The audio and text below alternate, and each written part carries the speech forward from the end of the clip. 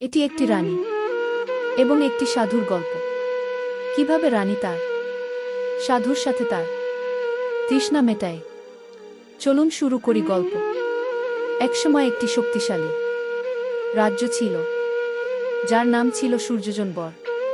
এই রাজ্যের রানী বসুধা তার অনন্য সৌন্দর্য এবং চতুরতার জন্য বিখ্যাত ছিল। তার বিয়ে হয়েছিল রাজা বিক্রম সেনের সাথে, যিনি একজন সাহসী যোদ্ধা ছিলেন, কিন্তু যুদ্ধ ও রাজনীতির কারণে তিনি তার রানীকে সেই প্রেম এবং সময় দিতে পারতেন না যা তার প্রয়োজন ছিল। অন্যদিকে রাজ্যের দূরবর্তী বনাঞ্চলে একটি সিদ্ধ সাধু মহাযোগী বীরেশা আন্দের আশ্রম ছিল। তিনি কঠোর তপস্যায় লীন থাকতেন এবং তার বিষয়ে এটি বিখ্যাত ছিল যে তিনি সমস্ত ভৌতিক ইচ্ছা ত্যাগ করেছেন, কিন্তু বিধির নিয়ামক কিছু আরই ছিল।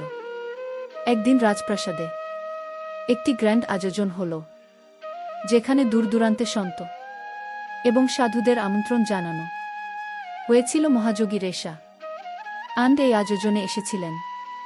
যখন তিনি সভায় পৌঁছালেন, তখন তার উজ্জ্বল উপস্থিতি সবাইকে মন্ত্রমুগ্ধ করে দিল।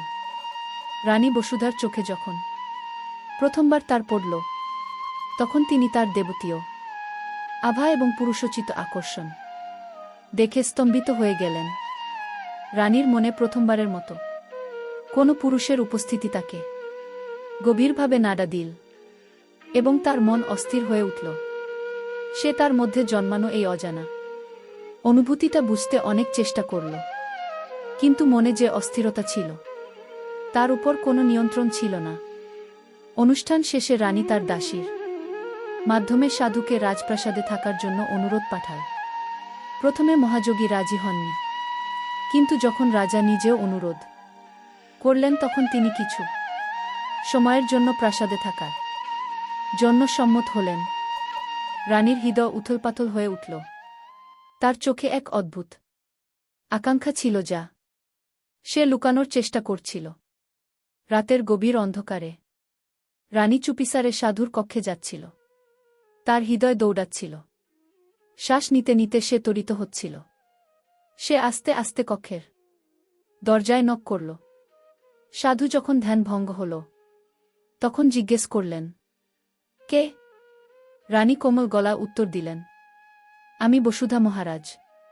আমি আপনার সঙ্গে কিছু গুরুত্বপূর্ণ কথা বলতে চাই। মহাযোগী কিছুক্ষণ শান্ত রইলেন।